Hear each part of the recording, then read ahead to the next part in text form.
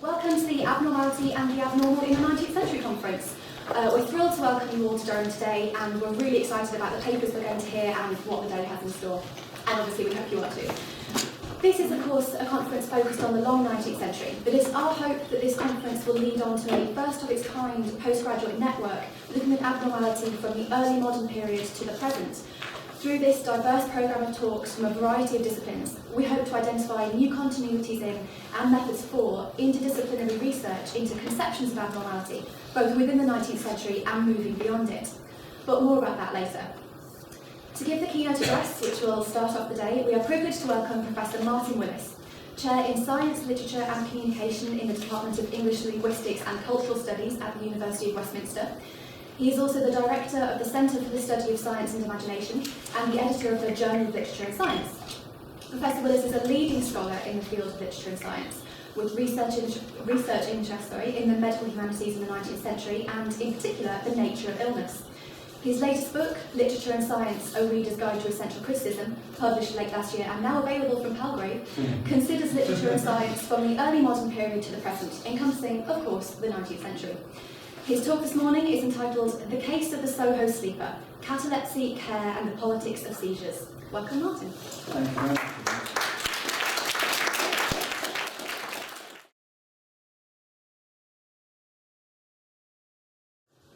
Thank you very much. Just before I start, can I just express my thanks to Siobhan for that very kind introduction, and to Roisin as well, and Andrew, for organising today's event. So it does, as you said, Siobhan, look like a terrific series of papers.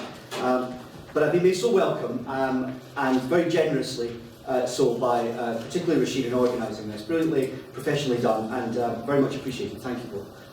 A conference on the day of a general election may feel just like a brief interlude, I suppose, in our civic responsibilities, one which will draw to a halt this afternoon when we race back outside to rejoin the political action. We might feel rather differently if we were to sleep our way through a revolution. But this, of course, is exactly what Washington Irving described in his quintessential story of American national identity, Rip Van Winkle, published in 1819.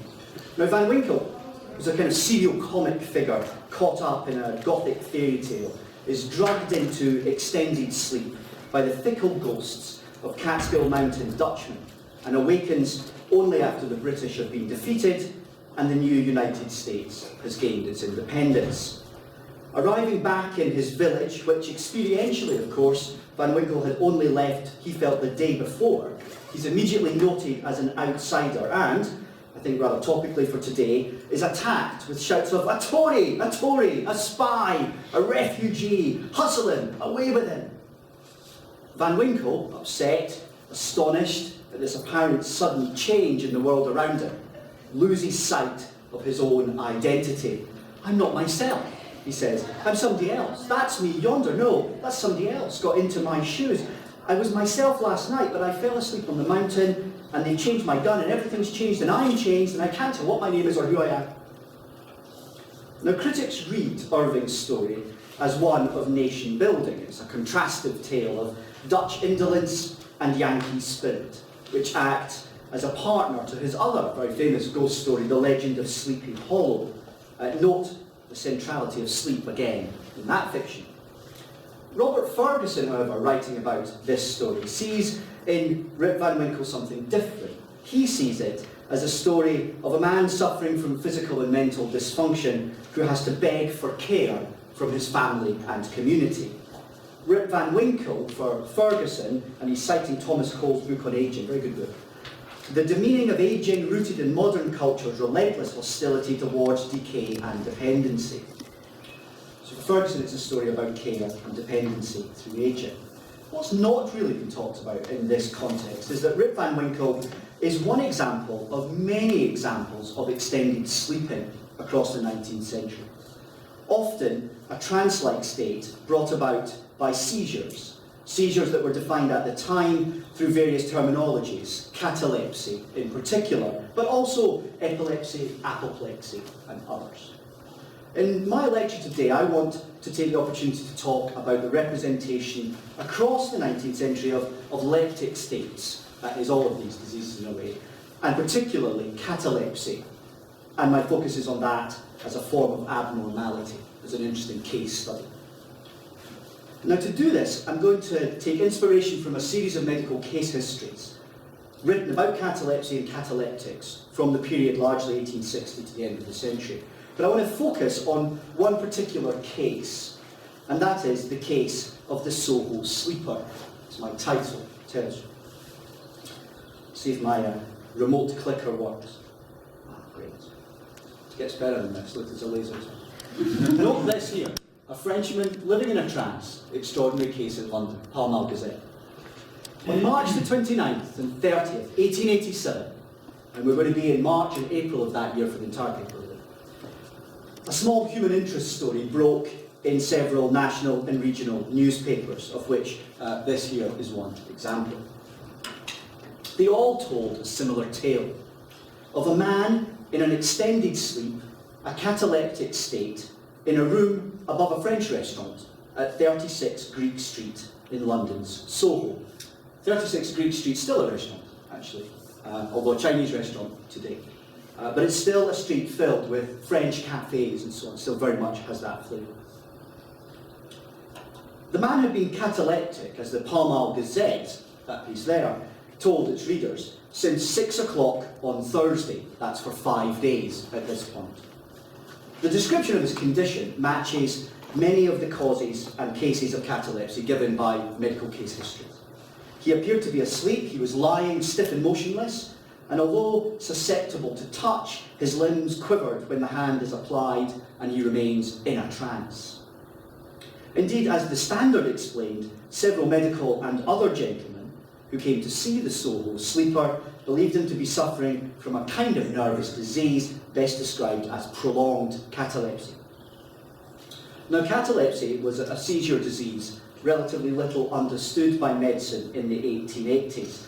There are very few images of it. They're all of women, but the Soho sleeper may, if you tip him onto his side, have looked rather like this. It was little understood by medicine even in the 1880s, despite, say, the work of John Hewlings Jackson on convulsions from 1870 onwards. Catalepsy was still contested by medical authorities. There were considerable differences of opinions, a great lack of knowledge about its causes, its effects, and so on. Sufferers were not thought, by this point in 1887, to be possessed by the devil, which had been a very common view even up to the beginning of the 19th century. But there remained extensive prejudice about the disease and those who suffered from it. Now, as Geoffrey Jerome Cohen's argued in presenting his thesis on monstrosity, monstrousness is created in part by its ability to escape, to reach outwards, towards us, to infect us. And for Cohen, Dracula is a kind of prime example of that idea of monstrousness, of monstrosity. Catalepsy is differently monstrous. It's not, in particular, an infectious disease. One does not become cataleptic by being near a cataleptic, thankfully. Furthermore, cataleptics don't seem to instill fear, nor appear powerful. That's another two categories of Victorian teratological theory commonly used to define the abnormal. Instead, cataleptics are passive, almost powerless, certainly inactive. As the Pall Mall Gazette said of the Soho sleeper, kind of capturing that, he looked perfectly calm. But the cataleptic was often characterised as aberrant, socially, relationally, medically, physically, morally. In being identified as such, the cataleptic became something other than themselves. I'm going to argue something other than human. A succinct way to think about the role performed by a cataleptic is to think about their trance state, their plunge into this extended sleep, which is in a way a moving away from the self, a retreat, a moving away from consciousness, from self-will, certainly. And of course this is the meaning, the original root of ab, to move away from. So if the cataleptic's anything, they are abhuman, sometimes abject, certainly abnormal. The Soho sleeper, calmly cataleptic, was about to encounter a series of representations that spoke to this concern with deviancy and aberrance with the ab. Now, in the first instance, the Soho sleeper's trance state was the only form of abnormality of interest to medical men, journalists, and the public. It was the singular sleeper in Soho, as the Birmingham Post put it, that attracted national interest. Concern for the sleeper's health was foremost in early descriptions. As the Standard reported on the 31st of March, Dr. Keyser, called in from the nearby French hospital by the proprietor of the restaurant, Henri Bouguereau, was keen to provide for the Soho sleeper's needs, and in particular to feed him, since he'd gone without food and drink for over 5 days. Keyser discovered that the Soho sleeper responded to light. Light shone directly into the eyes, and so he experimented with stronger and stronger light in an effort to rouse him just enough that his mouth could be opened and a glass of wine poured down his throat. It's the first thing you think of nourishing someone with, isn't it? A large red. Although the desire to nourish, to care for him is clearly strong, the boundary between the normal sleeping man requiring medical aid and the abnormal cataleptic in a trance state was pretty porous. So what begins with an effort to find a way to feed him turns into experimentation.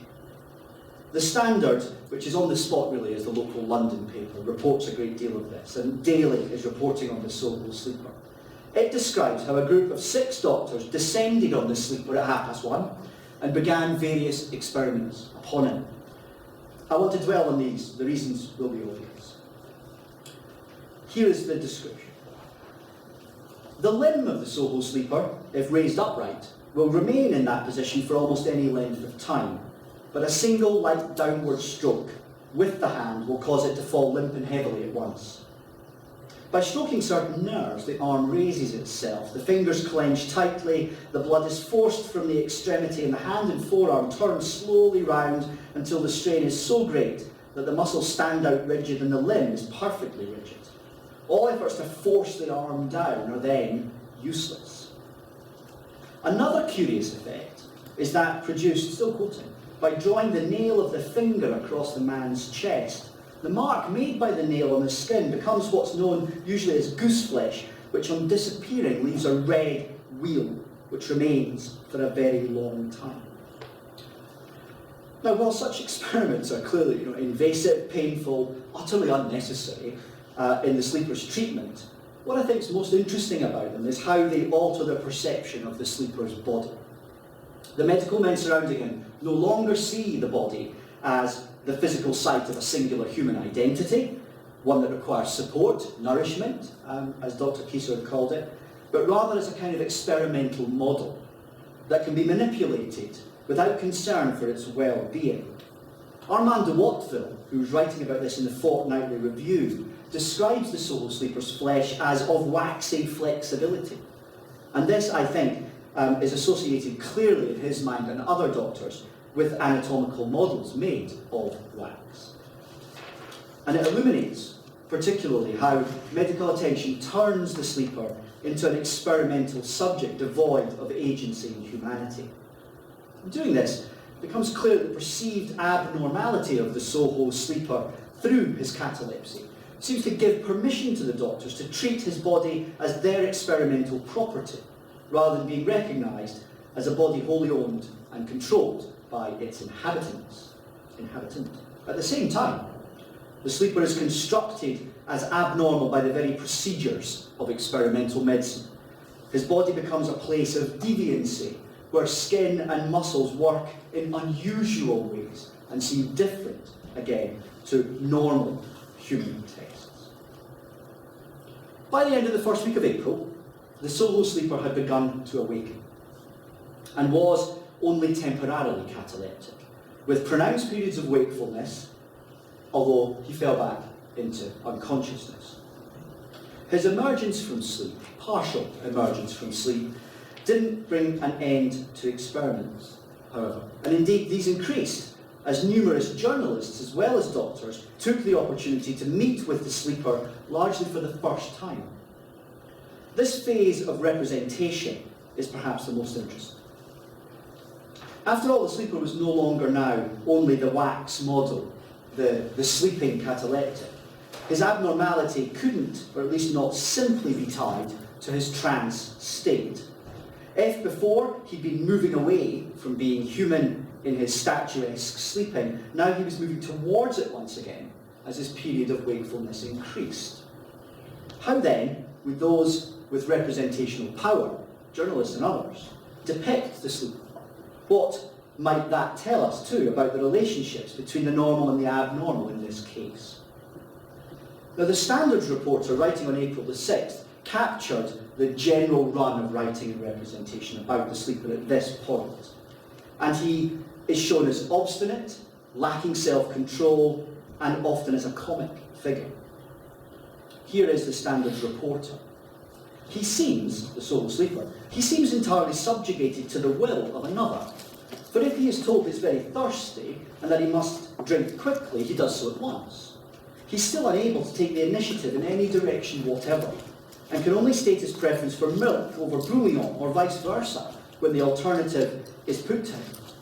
At the same time, he's able to reason to a certain extent, as may be seen by the following conversation.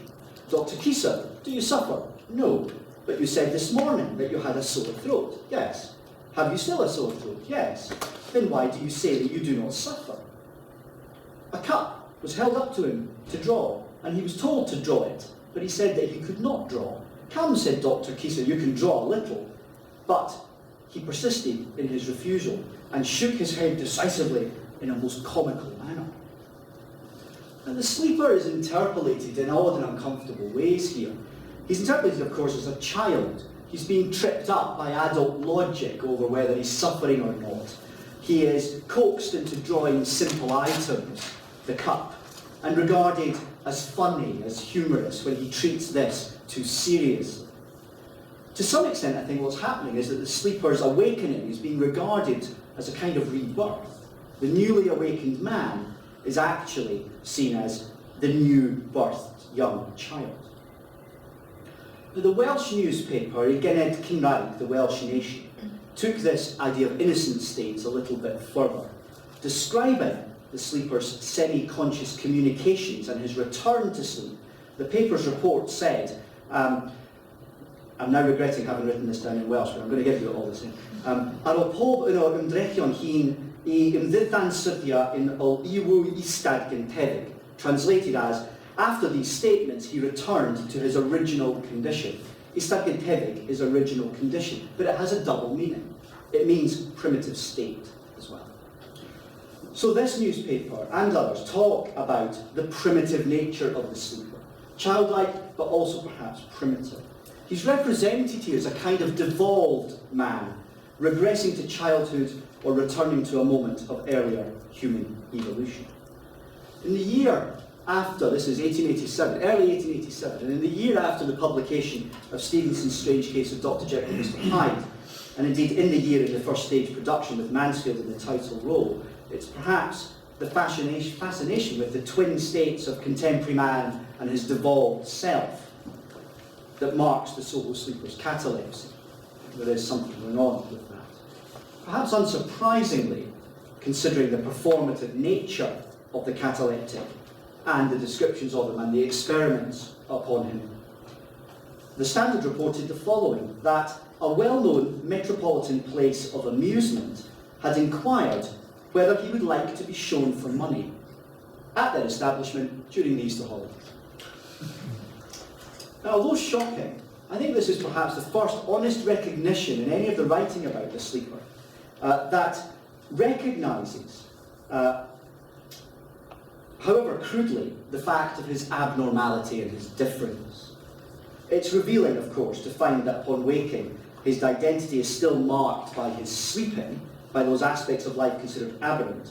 But it's not so different, I think, to be asked by a showman to exhibit yourself over Easter, as it is for those journalists to ask him to draw cups or to raise his arms, which was what the reporter from the Leeds Mercury did, only to be refused, as the reporter wrote, ungraciously, he wrote in very hurt tones, because the Soho sleeper wouldn't conform to his notion of the cataleptic.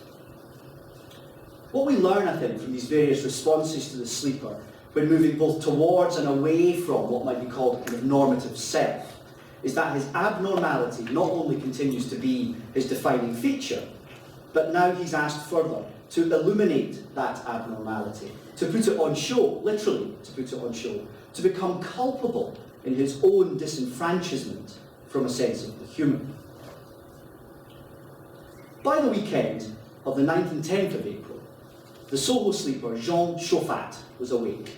You'll note that I have for the first time used the Soho sleeper's name, JeanJacques Lat. JeanJacques Lat was a Frenchman. He was from Annecy in the Haute-Savoie region. He worked as a representative of a wine merchant. He was a veteran of the Franco-Prussian War. He'd won the Legion of Honour in 1870, and in the process, he'd lost an arm. Something that just gets no mention at all, once or twice, in most of the press reports. It's interesting. He was in London on business, and he had stayed with fellow French nationals at Monsieur Bougueret's, Henri Bougueret's well-known French cafe and hotel in Soho. Another guest, Ernest Gachard, whom Chauffat spent some time with, was also a veteran of the Franco-Prussian War, and like Chauffat, also disabled. He'd lost his right leg. Chauffat had joined then a small expatriate group, small expatriate community of Frenchmen in his visit to London.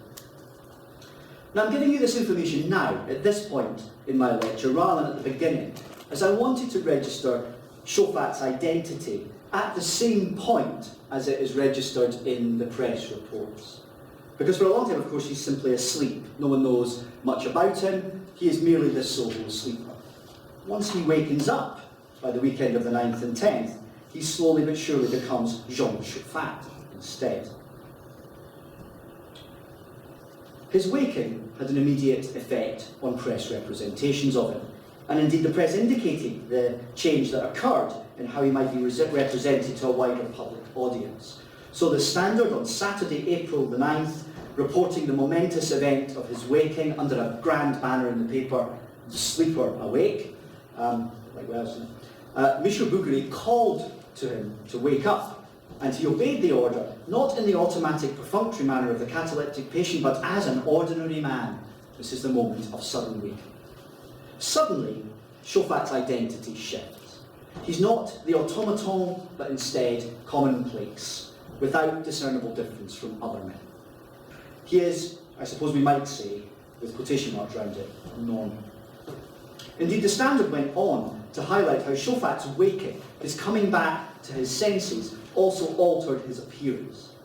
Now that he's awake and that his face is animated, it's seen that he has a particularly intelligent and agreeable expression and a very pleasing smile. The reporter, quoted the following day in Lloyd's weekly newspaper, placed the newly revived, pleasant Chaufat in a commonplace scene. On Saturday morning, Monsieur Chaufat was reading one of the French daily papers. He'd just before finished his morning toilet and had a healthy, fresh colour on his face and looked extremely well. In a series of fascinating reversals, Chaufat becomes not only the ordinary man, but a man reclaimed as a figure of health and well-being, a man relaxed and comfortable, a man who's pleasing to others. The reclamation of Chaufat occurs for one key reason. He's woken up. He cancels out this abnormal and abject image of himself as the Soho sleeper by moving back towards himself again. If his catalepsy was a form of self-absence, as almost all seizure conditions appear to be, when personhood no longer seems to apply to the body, then the end of a seizure is experienced spatially as a return to the body, a return of the self and of identity. Chauffat's animation, to use the vocabulary of the Standard again, marks his return from abnormality to normality. And I think catalepsy is a really interesting case study for ideas of abnormality, for this oscillation between the two poles. Chaufat, or the Soho sleeper, they don't exist in what's often a common critical position, which is, liminally, on the boundaries, at the margins. No, instead, the cataleptic kind of elides that and shifts between the human and the inhuman, or the abhuman. He's caught continually between sleeping and waking, and the suddenness of that shows us that shift. Caught continually, if you like, between ab and normal. Quite quickly, though, in this instance, that kind of binary was also broken. As Chauffat's activities prior to his extended cataleptic trance became known, his cataleptic condition got caught up in all sorts of other questions about his moral and other kinds of behaviours. Chauffat's cataleptic trance began on a Wednesday morning, not the Thursday as reported. On the Tuesday evening, he, with Henri Bougueret and Ernest Gachard, went out in search of an evening's entertainment. They drank heavily and found themselves in the Arlington Club on Rathbone Place, just off Tottenham Court Road, there it is. Now, in 1887, this area of London wasn't entirely desirable. The Arlington Club was known as rather louche. It was frequented, as one of the newspapers spoke about, by artists, writers and intellectuals. So it's a clear indication of moral leniency. Now, as Bouguereau tells it, even after they left the Arlington, Chauffat was intent on continuing the party. On returning home, as reported, he expressed no desire to go to bed, but invited his companions to join him in further refreshment, and the three then repaired to the Hotel de Paris in Leicester Square. This is a big night, actually. Not content with the further refreshment there, Chauffat then left his friends, who went home, perhaps sensibly, while he went back towards Tottenham Court Road in search of even more entertainment, this time of a different sort. And as the Standard later reported, it has been ascertained that Chauffat went to a house in Tottenham Court Road in the company of two women. Drunk, tired, and in unfamiliar territory, what we might think of as inevitable happened. As the Illustrated Police News, yes, I'm afraid we're in this territory now, as the Illustrated Police News tells us, very succinctly, Chauffat spent time at this house, almost certainly a brothel, and was robbed of all the money he possessed. Worse was to follow. Unable to pay his drinks bill, Chauffat was pursued back to the French cafe and hotel in Greek Street by the proprietor of the brothel demanding payment. And on Wednesday morning, as Bouguereau witnessed, he turned up again to regain his money. About 11 o'clock, the proprietor of the hotel in Tottenham Court Road came to me and made a claim of £1. He said he had a card belonging to Mr. Chauffat, and said Mr. Chauffat was at my house and he had not sufficient money to pay for certain drinks. I went up and found Chauffat reading. He looked at the card, expressed some surprise, and then said, "Oh, I'll go and pay that myself tonight." Then he suddenly went off to sleep, and he has been asleep ever since. And once this story became widely known, Chauffat's catalepsy was viewed rather differently. You're maybe beginning to view it a bit differently yourselves at this point. His drinking and womanising were regarded as exciting causes of his cataleptic seizure, for which he was to blame, and the nature of his entire trance was called into question. The Standard spoke for many when they hinted at the possibility of charlatanism. The Soho sleeper's case, they argued, may be good material for the enthusiasts in nervous manifestations, but Chauffat is not to be trusted. There may be a factitious element in his illness all the while. Having lost his money or squandered it, he took to his bed and has been sleeping ever since. Now, the suggestion of Chauffat's fakery was supported too by numerous medical case histories of catalepsy, where catalepsy was employed as a gambit to escape some form of awkward situation. There are numerous examples of it. So the Lancet, for example, tells us of a policeman in the early 1880s who, caught asleep at his post, claimed to be suffering from catalepsy and demanded to be taken off to hospital. Lots of these examples of faking it in order to get out of different awkward situations. Differently deviant, but deviant all the same, Jean Chauffat is no longer the abnormal physical body. He's now a sexually transgressive drunkard, unable to recognise the dangers of the city, unwilling to face up to problems of his own creation. But his behaviour also resurrected national stereotypes and disturbed a kind of politics of catalepsy that I think is really instructive for our understanding of its place in British 19th century culture. First of all, Chauffat's drinking and attendance at a brothel reminded the popular press that he was, after all, French. Now, as one reporter reminded his readers, without doubt, Chauffat's case is one of the most remarkable of the kind that's occurred in England, but they are more frequently to be met with in France. For Britain's medical profession, trance states and hysteria-associated diseases were French in character. They were expressions of a nervous, highly strung temperament, revealing qualities of shamming or overacting. So common was this view, in fact, that Armand de Watteville's piece in the Fortnightly Review, which is all about the Soho sleeper, was written, as he says, to put an end to the absurdity of thinking that race and nationality has any deciding feature in disease conditions. And others, such as Forbes Winslow, the famous expert in criminal abnormality, who a year later became involved with the Jack the Ripper case, as I'm sure we know, he also wrote about Chauffat in order to talk about how the French are always in these kind of in reveries of one kind or another. It might be disease or it might be genius, and he calls them things like people like Voltaire and Condorcet to exemplify that this is a particularly French way of acting.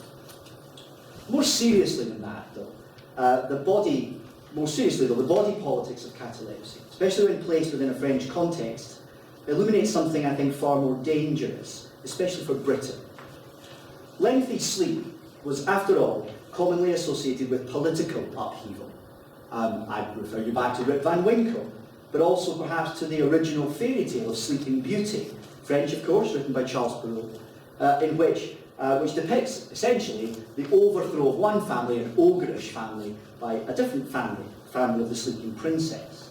It's about political machination. Now, this mythology of sleep transformed in the 19th century into a medical pathology of catalepsy, but issues of revolution and of overthrow remained. The Standard, and I want to quote a little bit at length from this, wrote about the cataleptic body in talking about the Soho sleeper. And it is the analogies that are drawn out in this that I want you to be aware of. The mechanism of the limbs seems to be in perfect order, and the channels through which a message can be conveyed from the will to the muscle are not blocked. But the master will is either absent or too weak to exercise volition. In this state of affairs, the establishment of a kind of local authority without the governing control of the great centres is not of the nature of a revolt, it's rather a conservative adaptation to an enfeebled state of these centres. In cases of catalepsy, the lower or subordinate mechanisms fall back for a time upon their own resources until the central authority recovers its tone. It's a curious question, although not a practical one, whether the nervous organs do not act more wisely by abdicating their functions for a time when they're too exhausted to carry them on.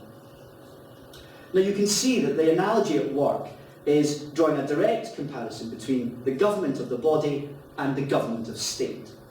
The Standard treads really carefully here, so as not to support revolt, but to suggest that taking over from high authority is often supportive local action. Nevertheless, the threat of revolution in the cataleptic body is clear, and especially so in the curious question posed by the writer about the abdication of a weak government to a stronger other force. I think the cataleptic and the Soho sleeper, who is the example being used here, is a microcosm of a kind of political instability heading towards revolution.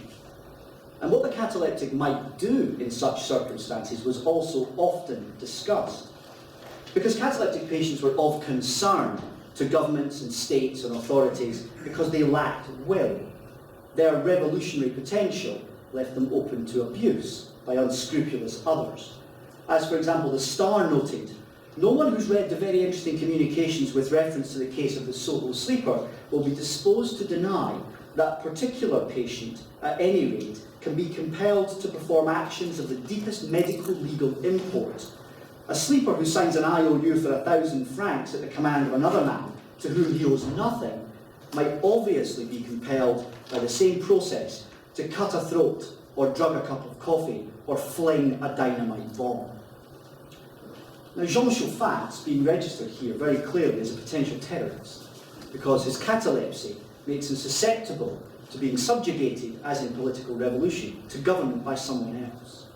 And this is where catalepsy reaches, I think, a point of extreme abjection in these political analogies and potentialities that the disease suggests.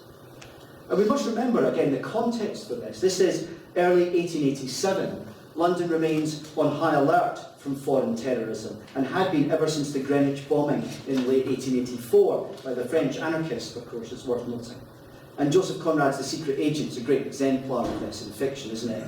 Inspired by that act of terrorism that's set in 1886, it depicts the period as one of paranoia and fear.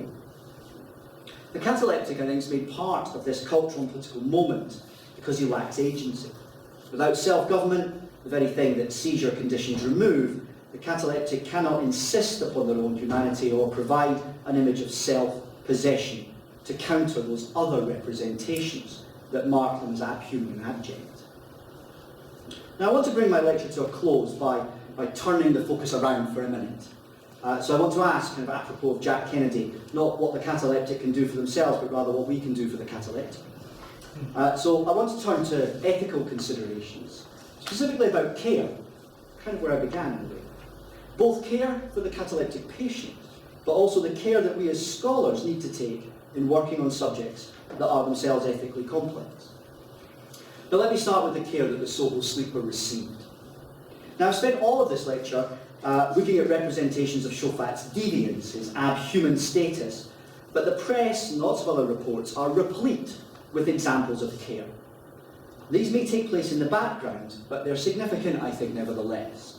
Chaufat's fed by his friends. Yesterday his condition had so improved that he could take bouillon, or beef tea, or milk every 2 hours, the dose being administered by Henri Bouguereau, who's been taught how to wake him up, reported the Standard. The Birmingham Press reported that Gachard did the same thing for days on end. And we remember how Dr. Kieser was very concerned to nourish him earlier on, before he began to experiment on him, of course. And other things happened as well. His other friends brought in musicians to play for him.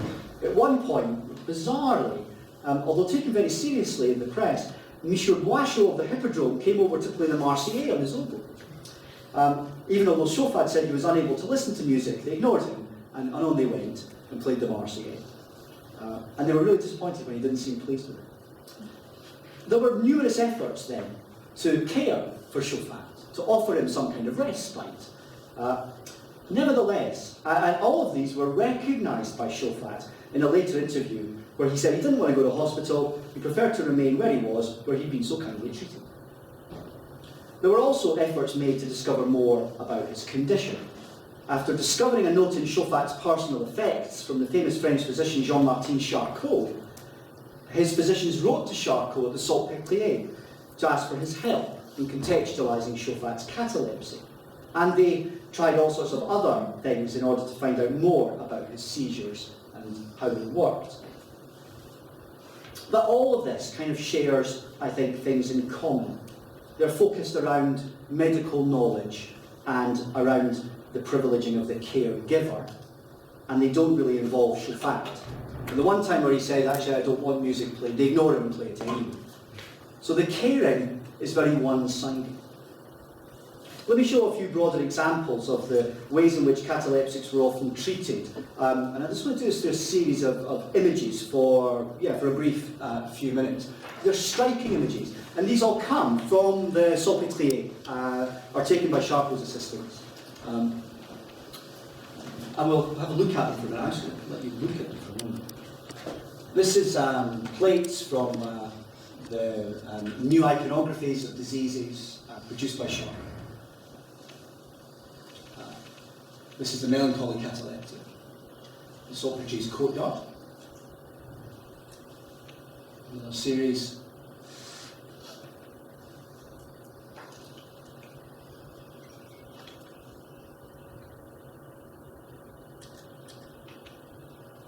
I think what's primarily interesting about these, as I'm sure you've recognised, is how these are very obviously posed. So not natural positions. It's a cataleptic with the rigid limbs. Can be moved like a model, and they have been in this instance. I think it's very likely that this lady was cataleptic in that position. And we know from the notes written about them in the Salpêtrière that they were positioned in certain ways and then photographed. And very oddly, they're all positioned, I mean, she's like a partnerless dancer, isn't she? That's what she looks like to me, waiting for a man to swoop in and whirl around the dance floor. And the same kind of odd expressions, perhaps, sort of battling are going on in this image as well. They're strangely active and inactive at the same time. And then the third one, I'm not sure quite what's going on there, but a sort of spooked kind of position as well. Woo! Or boo! I don't know, one of the two is certainly happening there. As a contrast, just to highlight, they're very different from images of epilepsy, which and from roughly the same period, which are very much, and again from Salpêtrière, very much more active, where the body is doing extraordinary things, and where they look athletic, and also, of course, tortuous and painful as well. There's the tonic phase, particularly, and there's a couple of other drawings, no photographs of this, I'm afraid. So these are decidedly different kinds of images, and I put them in for contrast to this, the kind of cataleptic image. Now, I think there's an awful lot that might be said about these, putting them into the context, say, of medical humanities scholarship on the place of the patient in 19th century care and so on, especially related to biomedicine. I think what's obvious here is that biomedicine is kind of at the fore. The authority for creating images like this resides with the picture taker, with the photographer who's constructed the image, and who I think has probably just stepped away from the woman in order to snap this. Well, quite slowly snap it, obviously. This is where authority resides, not with the patient and what they might best require at this point in the cataleptic state. And lots of various images about that. For contemporary philosophers, a real ethics of care requires a much more relational set of interactions between the caregiver and the one receiving care. Now, that term relational is central, for example, to the ethics of care described by Virginia Held in her book of that name, The Ethics of Care. And for Nell Noddings, an ethics of care means becoming engrossed by the receiver of care, to the extent that the motivation of the caregiver becomes identical to the motivation of the receiver. That is decidedly the opposite of playing music to Siobhan when he doesn't want it.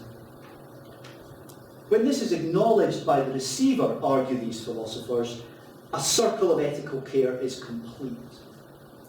This is why it's described as relational. Interestingly, I think, for Noddings, for other philosophers like Eva Pitti, mutual dependency and equality are closely connected in issues of care and lead directly to ideas of responsibility. Ethical care emerges, they argue, when we accept that we have responsibilities to care for others, regardless of whether we want to care for them or not, and that we do it by becoming engrossed in their motivations for their own selfhood. And that they recognise that, and then the ethics of care is completed. Ultimately, they call this obligation. Obligation that we all have to one another. That's all quite topical for today too, isn't it? The Victorian cataleptic patient, like the Soho sleeper, might have benefited from a more ethical form of caring, undoubtedly. But it's worth recognising, I think, too, that responsibility for Chaufat's health was clearly in evidence among his friends and physicians. We could slightly scoff, as I was doing deliberately, at the idea of playing music to a man who doesn't want to have music played to him, and so on. But I think we must recognise that the abnormal cataleptic, the Soho sleeper, emerged from a culture in which medical pathologies had taken root as the principal mode of caring. Chaufat's care doesn't really look like 21st century ethical models, but it does look like the kind of responsible late Victorian activity that it was. It gives primacy to the biological body. It concerns itself with medical knowledge. It works to advance patient care through scientific procedures. It's doing all of these things in an effort to support and help. It is advanced ethical care, 1880s style. Now, in saying all of that, I'm hinting, and I hope you recognise I'm hinting, at what we as scholars might learn from contemporary philosophy and the ethics of care, particularly. In dealing with historical subjects of abnormality, we must take care too. But what kind of care should we take? Now, I'm not going to say much about this, it's perhaps something for discussion across the day. But perhaps it too should be a form of care that accepts responsibility for acting carefully and relationally. In our scholarly context, that would mean, for me at least, coming to understand the historical moment with which I'm concerned on its terms, not mine. It would mean trying to understand its actions, the evidence it leaves of them, not according to my ethical moment, but to theirs. This, I suppose, in my practice would be to historicise carefully, rather than only say to theorise. To find ways of uncovering the 19th century that means it can speak on its own terms, and that I can speak not of it, but with it. Thank you.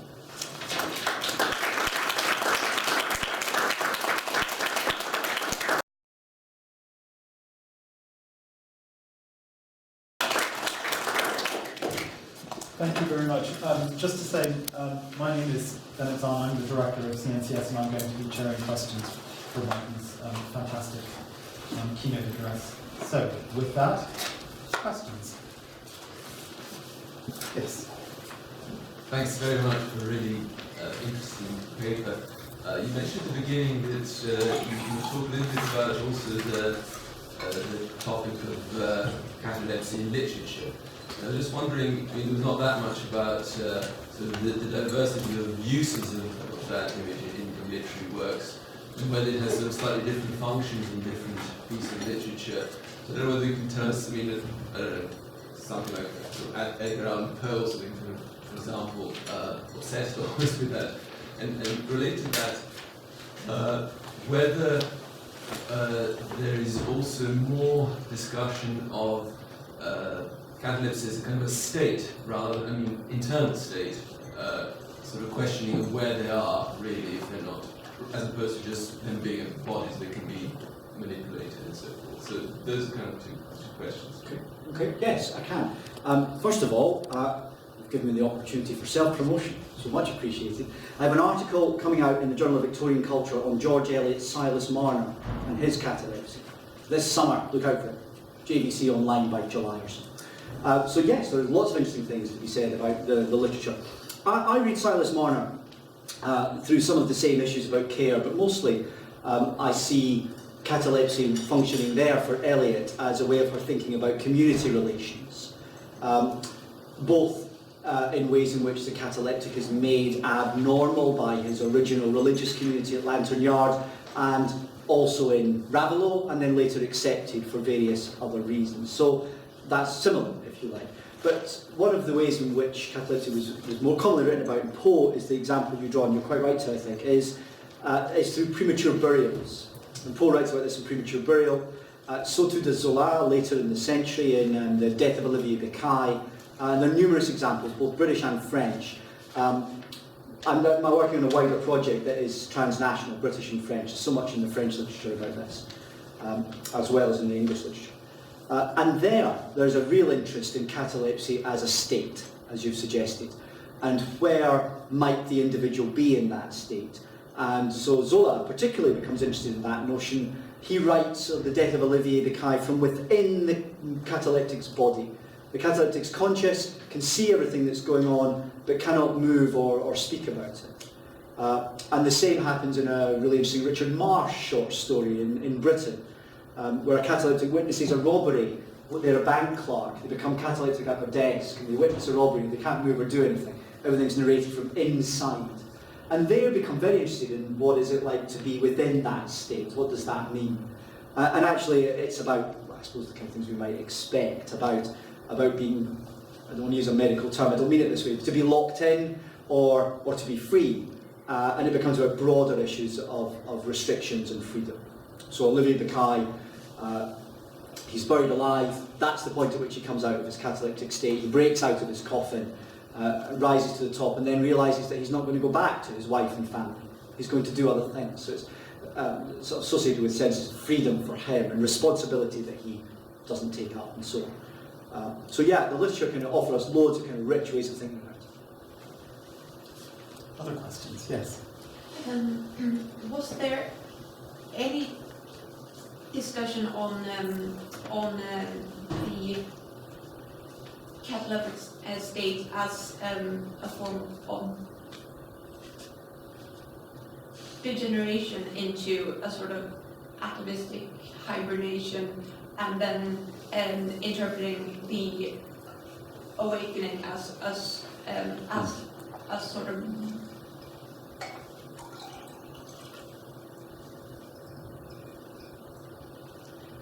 as a sort of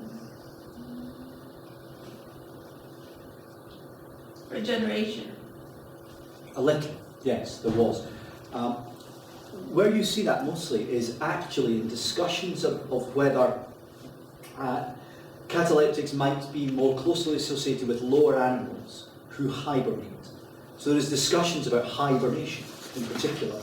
Questions over whether that is actually what the cataleptic is trying to do, trying to hibernate and how the human body might not be the best vessel for such hibernation. Lots of discussions about that. Very much within that kind of new physiology territory of Lewis and others.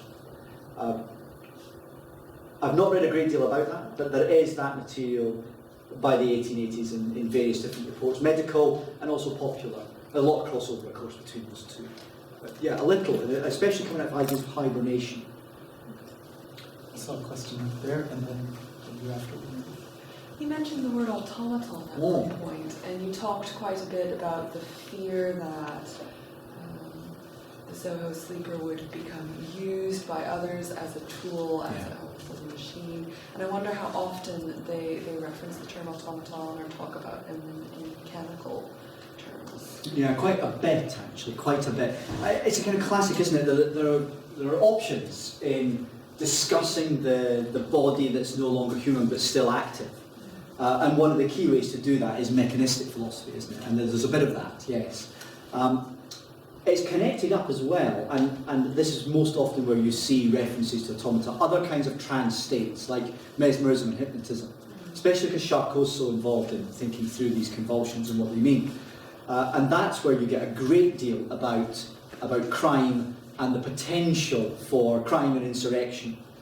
What if, the cataleptic was able to do what, well, I read out the bomb and so on, or the cutting of the throat. Worse than that, what if you were mesmerised by someone else? What if you've been hypnotised by an evil hypnotiser? What might you do for them, and for which they would not be culpable? So a lot of writing, especially in law, around the kind of medical jurisprudence of hypnotism. There's a lot written, and a lot of that talks about automata and automaton, and what that might mean medically and legally. That's where I would look for that stuff. It's interesting, I think. Yeah, Fiona Cole has written quite a bit on hypnotism and automatons, and I was just interested in the cataleptic side. Yeah, closely connected, very closely connected. So you mentioned that with these sort of cataleptic states, the sort of human descends into this lower, like passive, animalistic category. But I thought, on the other hand, more to do with epilepsy, isn't there this association of also sort of being different from the human, but transcending it into this sort of more spiritual, purer state? So there's this movement both sort of below the human and above the human, and sort of how does that those sort of meanings surrounding epilepsy compare to that animalistic catalepsy? I think you've captured it pretty accurately. And a lot of the writing about epilepsy and also other kinds of trance state as well suggest that it is indeed a kind of spiritual transcendence. Although not all the work in epilepsy does that by any means. So the common word, one that I used in the paper, is reverie. That's often how it fits in, especially with the kind of literary perspective on what that might mean. So there's lots about reverential states, periods of reverie that might be epileptically formed or might be other kinds of trance that are less active than that. So there is a kind of other side to some of this, where you would think through reverie, and that's what Forbes Winslow does. And one or two critics have written about this as well in relation to, say, Charlotte Bronte and so on. So it's an interesting piece of work. I'm sure you'd find it if you just looked up Charlotte Bronte and reverie. There's an interesting essay by a critic whose name, sadly, I forgot. And that, I think, is where you're thinking. It's worth looking at that. Question? Thank you. Did you mean me? Yes, I did. Yes, and there was a gentleman behind who could go after I'll you. go quickly then. I was thinking that the funny thing about what we were just discussing is at the same time things like mesmerism and hypnotism are being used as therapies. So people like Mesmer are coming over to London, the aristocracies, having them in the houses and they're going into these trance states, and it's also seen as a way of you could do surgery or something before you're in pain. So there's this sort of a strange clash about how in your case the fact that they've become in this spirit state is the problem, and other doctors are actively trying to recreate that position. And then just a question, which is completely unrelated. So in your photographs, it's mostly people who are female. Is there a parallel with the French man being seen as a feminine in any manner of speaking? It's interesting. It's one of the first things that I began to think when I was reading was, okay, this is very interesting because there are very few male case studies. In actual fact, they're almost all women. It's really interesting. There are one or two of men, but by and large, it's dominant. I think because it's associated with hysteria, partly that's a reason for that. I'm not sure. I would never convince myself in reading all the reports about Schofat that he was feminized. I think that there are moments where you can see that in some of the reporting, but actually it emerges as being about his nationality. That's part of the problem, is there's this easy allusion into him being French, which is often, for certain medical legal writers in particular, the same thing. And so that's quite tricky. So you could say yes, I think he's probably also a little bit more complicated. In that he was always known to be French, even when he wasn't speaking and we didn't know who he was. Bouguereau knew he was French, everyone knew he was French. He was always, well, as it said in that first Pall Mall Gazette, a Frenchman in Soho. That was much more interesting, the French man, than the woman, if you like. So, yeah, didn't quite work. There was a question? Yes? Yeah, you briefly alluded to Wells's story, When the Sleeper Wakes, The Sleeper Awakes, retitled later. And I was thinking how different the sleeper is treated in that story compared to the sort of the medical gaze that you were describing, where this character goes to sleep for 200 or so years, and it's really just a device for Wells to be able to show, his predictions of the future. But what interested me was how, thinking about in that society of the future, this speaker's body is revered and kept in this sort of gilded chamber, and when he wakes up, is greeted by these applauding crowds, and later goes on to become the leader of a social revolution. Yeah. So it just seems very, very different from the sort of the view you have that seems to objectify the sleeper so much. Yeah, it does. But and that's exactly Wells, I think, is surely thinking back to kind of mid-19th century rewritings of Perrault's Sleeping Beauty. Perrault writes, as we probably all know, that the castle hidden away behind thorny bushes and so on that you've got to fight to reach. But later, the depictions of the princess kind of lying in state almost, asleep, are really like Wells's sleeper in his golden case. I think really interestingly, I think that's the connection. Is it's a kind of myth. It's that fairy tale turned into a strange utopia, just whatever. Yeah, it's interesting though. Thanks. Thank you, it's a really interesting talk. I was quite interested when you were talking about his sort of reclamation of identity once he'd actually woken. You were talking about the healthy, fresh colour in his face, and that he had a pleasant face, a pleasant look and everything. First of all, I was just thinking, what if he'd woken up and he looked awful? Would they have put that? Would they have said, he's woken up from 5 days sleep? But also, once the sort of scandal broke about, his debauched activities of the previous evening, was there anything written in the papers about, did his appearance sort of change after that? Because obviously, they represented him as being sort of very, healthy and fresh and glowing, but then I was wondering if his appearance had sort of altered once all of these secrets came out. That's interesting. It doesn't seem to. I actually didn't really look particularly to see whether that was the case. I'll go back and think about it again, but they don't, I don't think. And that's part of, certainly for certain members of the press, that's part of the problem, is that they've been tricked. They've been really nice to this sleeping chap, and he didn't deserve it, goddammit, and you can't tell by looking at him. You can tell certain kinds of abnormality by looking at him because he's hideously cataleptic and so on. But later, you can't tell, even though he is this hideous, immoral figure. And that was clearly a problem for him. So I think it's likely that I won't find any kind of alteration. I think that is part of their, they feel like the wool's been pulled over their eyes. They didn't like that. Other questions? Yes. In the 19th century, catalepsy or catatonia or epilepsy, were they considered to be actual medical diagnosis, or were they kind of taken to be female maladies, the way hysteria was perceived? No, they were definitely looked at as separate and individual conditions with particular etiology. Although that was contested, complicated, extremely difficult to define. If you look at anything that was supposed to be a sort of summative lecture on catalepsy, several doctors tried to write such summative lectures. And they almost all conclude by saying, there are so many different things in cataleptic case histories that I put them all together. It could be anything, it doesn't actually help. There's so much that cataleptics are and are not, and that changes with every individual case. That is almost impossible.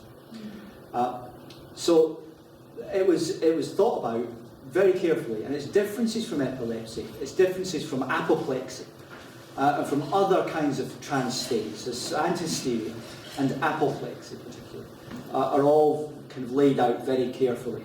And you can see this in lots of the medical case histories, but also in kind of medical dictionaries made for professional young doctors entering hospitals, but also for the general public. In these different kinds of medical dictionaries, these are all separated into different kinds of condition, and you do different things to help people in different ways. So yeah, very carefully, but always with the caveat of we're not really very sure what any of these are. This is our advice. It's like phoning up the NHS. Ultimately, the answer is always go and see your GP. It was the same thing. I think, regrettably, I think we're out of time because I want to make sure that everybody has time for coffee and tea. And you'll have plenty of opportunities to ask questions, Martin, around the coffee tables. So I hope you enjoy the rest of the day. Thank you so much for a splendid opening and really invigorating discussion. Thank you, Catalepsy. Thank you very much.